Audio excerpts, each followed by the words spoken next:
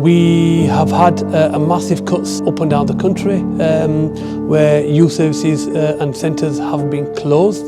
I think youth centres are really important because we have seen a real drop in youth centres across Bradford as well as the whole country. With funding cuts anywhere, it's always going to have a negative impact. When the youth centres shut down, it was the same in Kirklees as well. A lot of the youth was then just, hanging about on street corners. We need to invest in them, to give them facilities, especially in Bradford.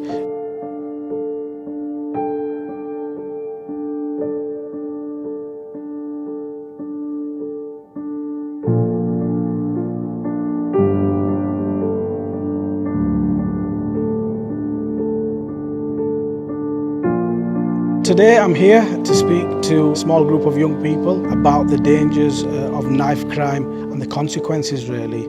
If you get caught with a knife, what the consequences could be for them, the family and everyone involved. He has a really interesting story. 20 years ago he came to my youth centre. 20 years later he's come back as a police officer. Pass it on to Hussein, who's going to talk to you about weapons and knife crime.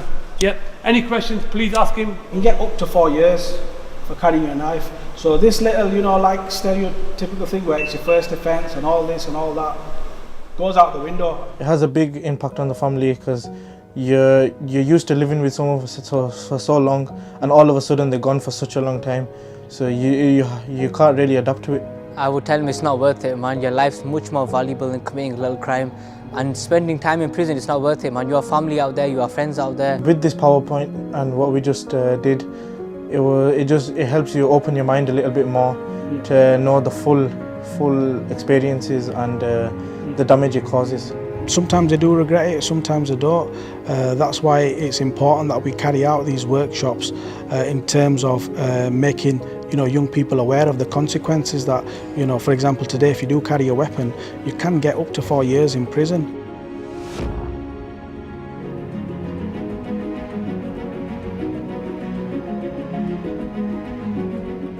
Drug dealing is the biggest route to all evils in Bradford amongst our young people. I think a lot of it is peer pressure. I've seen young people so pressurised into smoking to fit in and have friends at school. They said, oh look here, it's just a cigarette, it's just a rollie, so why do you smoke one? You can give children lung damage before they've even got to the age of what they can smoke. How old do you have to be to smoke? 18.